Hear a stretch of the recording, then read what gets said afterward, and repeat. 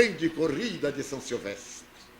Foi assim que São Paulo me recebeu, com uma chuva torrencial como eu nunca houvera visto, e com os corredores dominados pela tempestade. Mas no dia seguinte, aguardava-me uma grande surpresa. Antes de iniciar o périplo de palestras, Dona Zaira ia levar-me a Pirapitingui, onde vivera os últimos anos da sua vida Jesus Gonçalves. E aí começa uma história comovedora e rica de belezas, demonstrando a interferência do mundo espiritual, no mundo orgânico, no mundo físico. Havia um jovem de nome Joaquim Alves. Era um artista, um pintor emérito, e outro jovem sonhador de uma cidade do interior de São Paulo, Araras, o Dr. Lauro Michelin, que estava trabalhando para construir um hospital de psiquiatria à luz do espiritismo para atender os atormentados pela obsessão. Zaira convidou-os para que todos fôssemos ao leprosário e convidou também uma senhora multimilionária, que eu me permito não declinar o nome, porque sua família ainda se encontra na terra.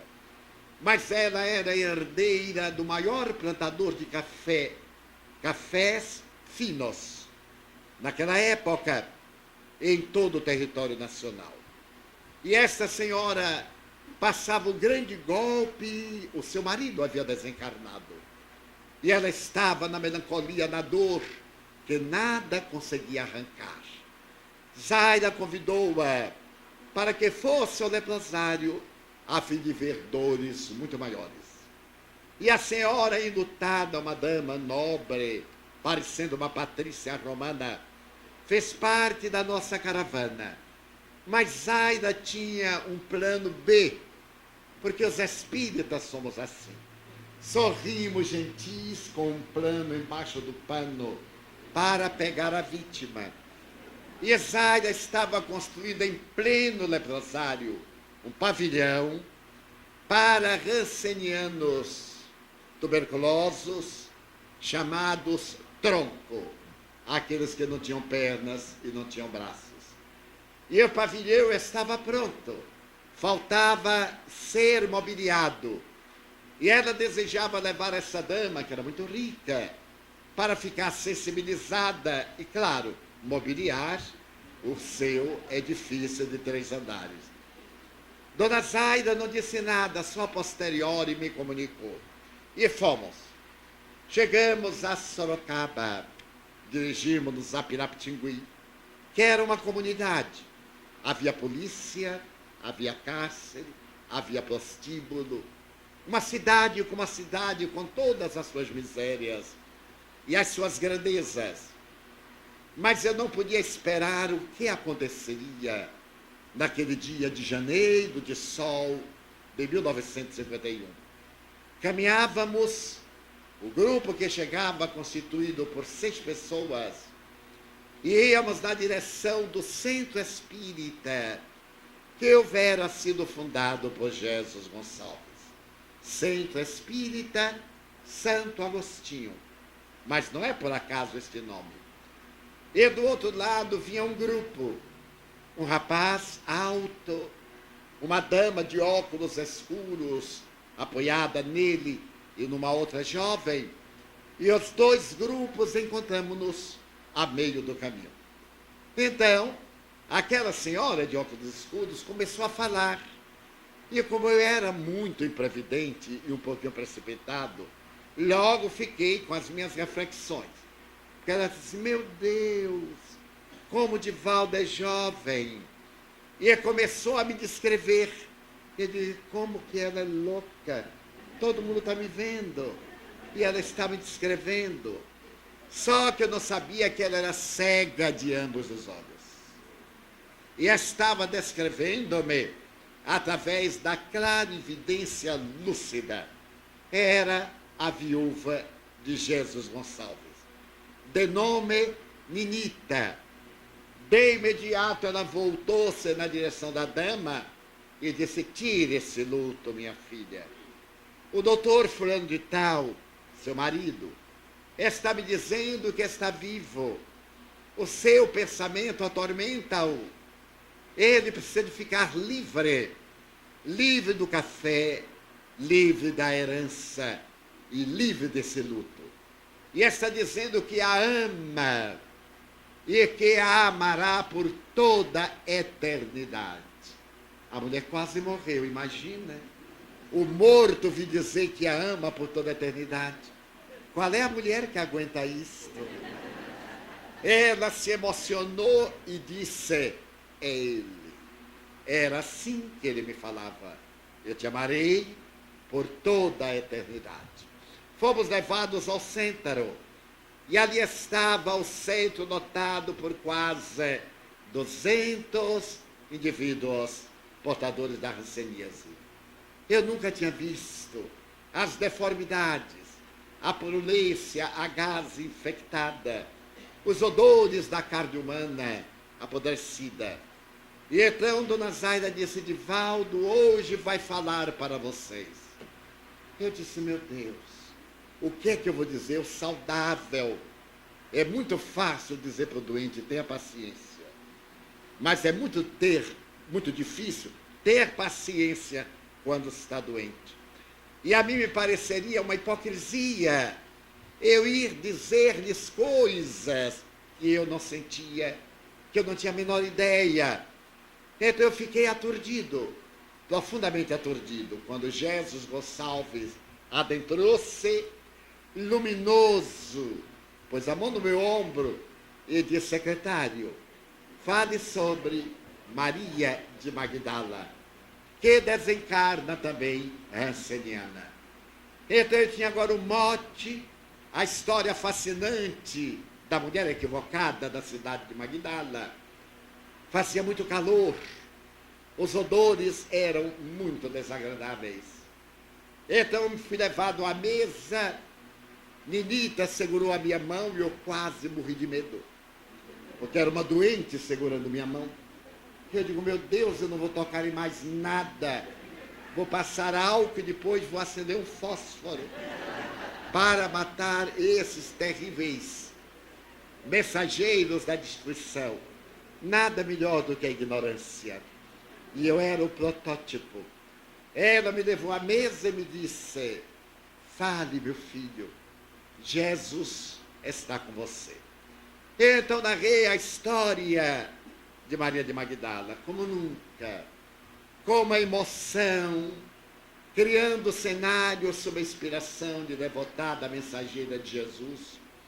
E eles choravam, e eu também chorava. E quando terminamos, era o pranto de alegria, de gratidão a Deus. Então eles vieram todos, quase um a um, e abraçaram-me demoradamente. Então Jesus Gonçalves disse: só tem um jeito, Divaldo, atear fogo no corpo inteiro. Porque eu agora não tinha para onde fugir. Mas à medida que eles foram chegando, o terceiro, o quinto, eu já estava mimetizado, aí então eu me liberei, como diria na linguagem popular, liberei total, e aí fui abraçando e acariciando, e me tornei freguês do Centro de Reparação de Piraptingui. E na saída, a dama de vestido negro, sentada ao meu lado, falou para Zaira, que ia no banco da frente: Zaira, você não tem necessidade de alguma coisa? Zaira então olhou, me piscou o olho, porque perguntar espíritas tem alguma necessidade é correr o risco de perder tudo o que tem. Então Zaira disse: exatamente não. E pediu ao doutor Lauro Michelin: dê um pulinho ali naquele prédio. Nós fomos à construção que a Zaira realizava, e ela, pegando na mão da senhora, disse: necessito somente de mobiliar esse edifício. Camas hospitalares, móveis, quadros, tudo aquilo que pode dar beleza. E ela disse, você tem ideia do custo? Disse, não, do custo não. Mas eu já estive na casa X, que era fornecedora de todo esse mobiliário, e está tudo lá aguardando somente quem pague. E a senhora disse, amanhã, que era uma segunda-feira, nós iremos lá e pagaremos, em homenagem ao meu marido. Foi assim a minha iniciação na cidade de São Paulo. No outro domingo, depois de assistir a inúmeras reuniões daquelas damas, onde eu vi as lições mais grandiosas de humildade. Entre elas, havia uma senhora riquíssima, esposa de um árabe, que ele dizia, durante o dia, não me importa que você fique com seu Jesus, mas à noite, você é minha mulher. E teremos que estar no clube sírio-libanês, você ostentando todas as joias, todo o nosso poder, porque para isso é que eu trabalho. E então, à tarde, ela ia à reunião na casa da Zaira. Havia um quarto especial onde trocava de roupa, tomando trajes mais modestos para participar da reunião, para ir à favela do Vergueiro, que era apenas uma favela em São Paulo, hoje tem mais de 400, para ir lá distribuir víveres, e às 19 horas, o marido veio buscá-la para os grandes banquetes. Esta senhora levou-me um dia à sua casa, na Avenida Brasil, nos Jardins. Pela primeira vez eu entrei em uma mansão hollywoodiana.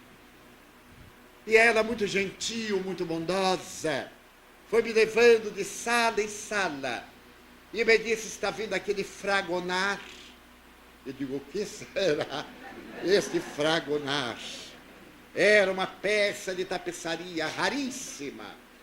Mas na escada que dava acesso ao piso superior, eu vi 2 vasos horríveis.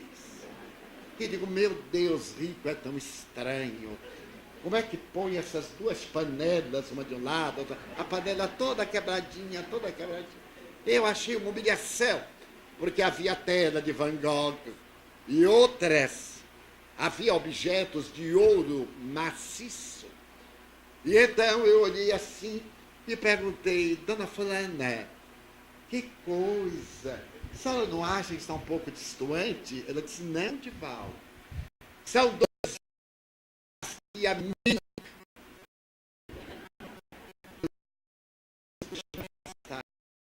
Esse pobre se soube jogar no todo. Então,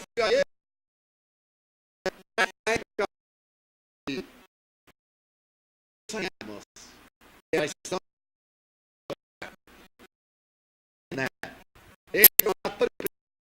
Paris, Chopin. E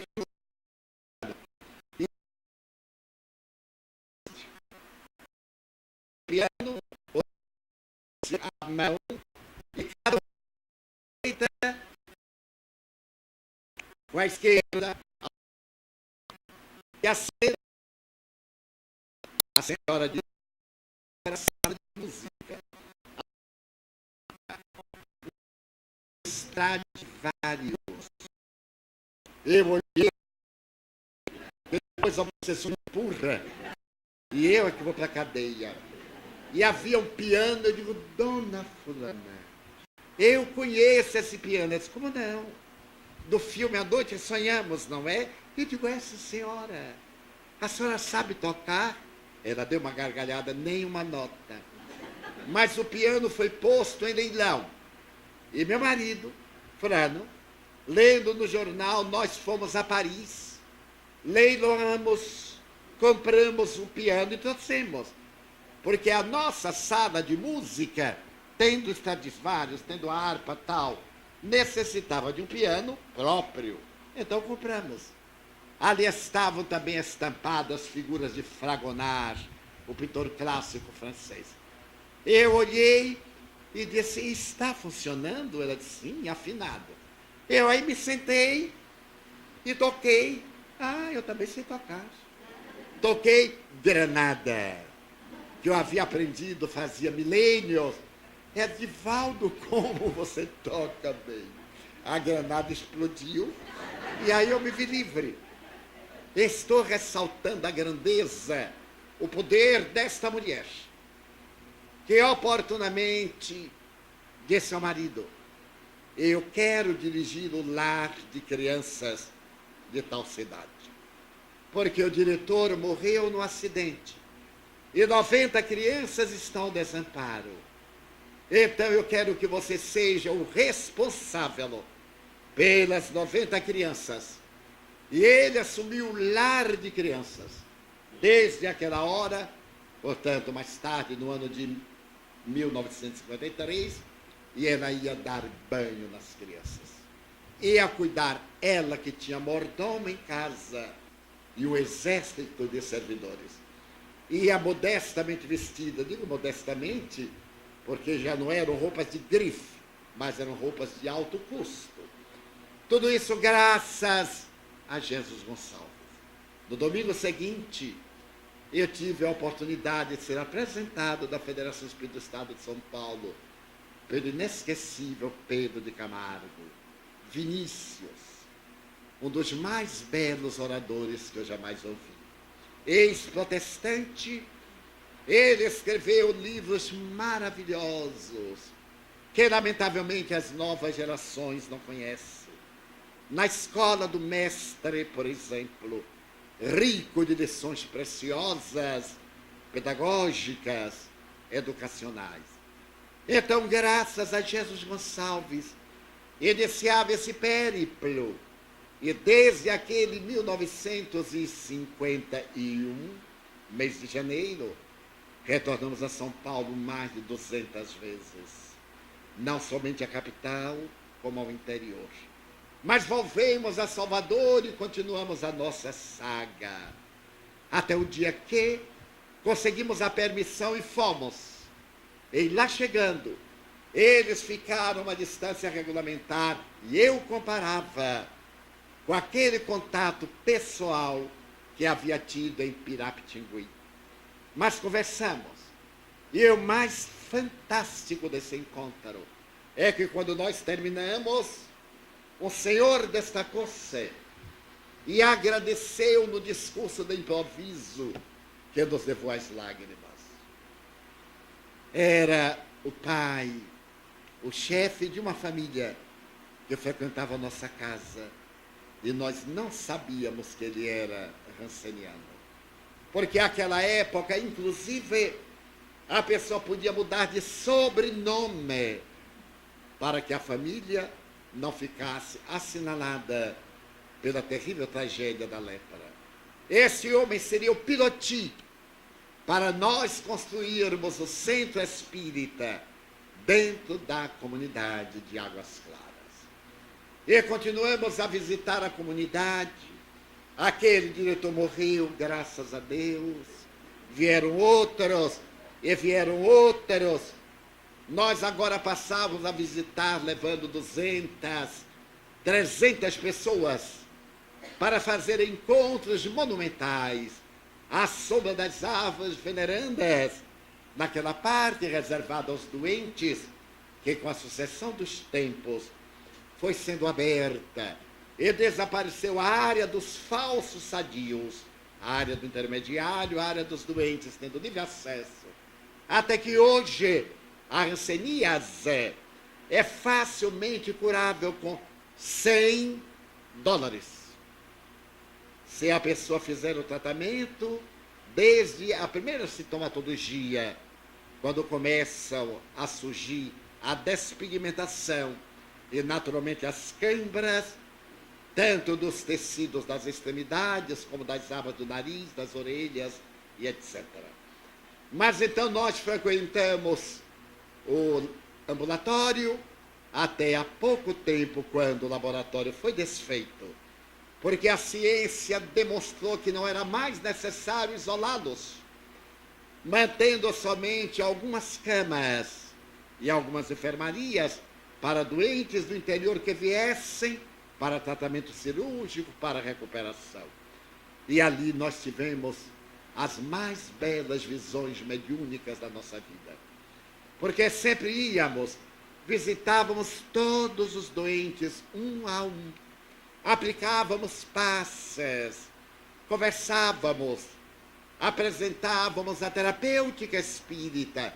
E nesse ínterim, tivemos a imensa alegria de conhecer aqui no Rio de Janeiro Amazonas Hércules e frequentar aqui o Filhos de Deus, o Centro Espírita por ele criado em Curupaiti. E a conviver com estreito relacionamento com esse amigo querido que está aqui conosco neste momento, como também o querido Jesus Gonçalves.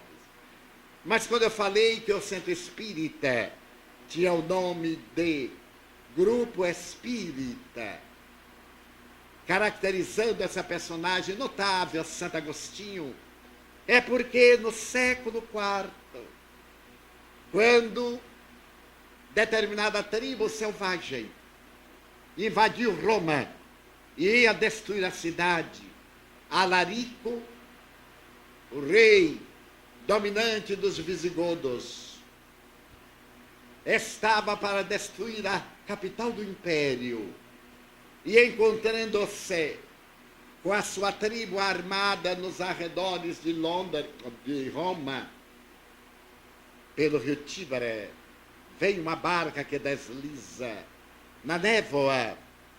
E então, Alarico, esse homem poderoso, corre para a margem do rio, e um homem de túnica branca, trazendo báculo, que lhe dava a característica de bispo da igreja romana, sem falar o seu dialeto, olha para ele e expulsa com a mão.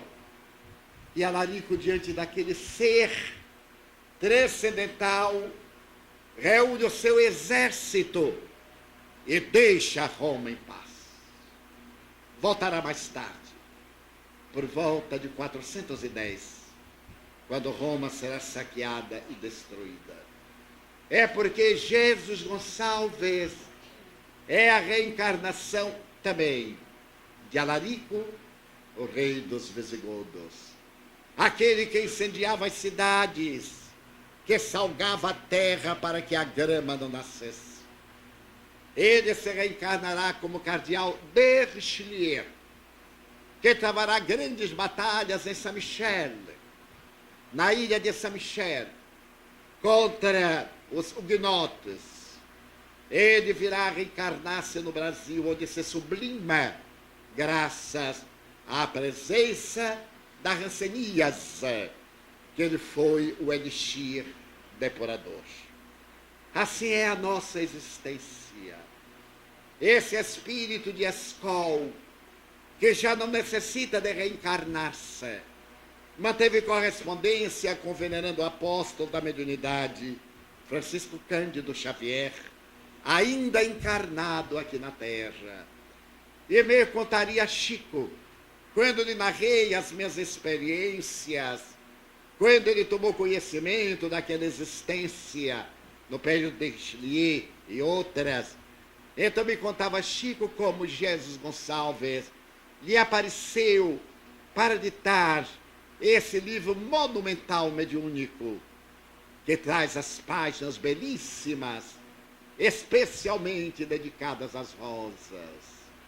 Ele aparece recém-desencarnado no quarto modesto de Chico e Pedro Leopoldo e diz: libertei-me da ranceníase. E então ele vai escrever o poema em que o traz das sedas e dos brocados, dos títulos honoríficos e das posturas grandiosas para o leito da Morféia purificadora. E bendiz a lepra redentora, rosas, de que minha alma se enflora. E então Chico me contará alguns detalhes dessa existência luminosa que se converterá no grande benfeitor da hanseníase no Brasil, auxiliando inclusive a erradicação da enfermidade, o que não foi conseguido por negligência não sei de quem. A hanseníase hoje é novamente pandêmica. Em cada 10 minutos, um novo diagnóstico. Fora aqueles que não têm oportunidade de encontrar um posto de saúde lá na floresta amazônica, no Pará, principalmente na grande região do Equador, por ser uma doença eminentemente tropical. E foi graças a esse Jesus Gonçalves que também trabalhamos contato com uma outra grande missionária brasileira, cuja vida narrei em inúmeras conferências, Dona Eunice Weaver, que criou os preventórios, as casas para recolher crianças descendentes de rancenianos, que nasciam sadias e permaneciam saudáveis, porque eram tiradas do colo das mães logo depois do nascimento.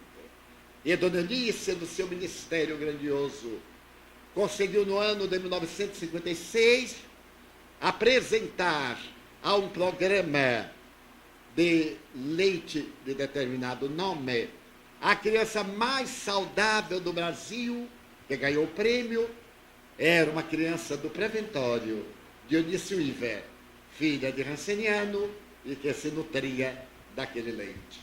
Então a nossa vida é rica de bênçãos. É uma jornada rápida, cheia de ilusões.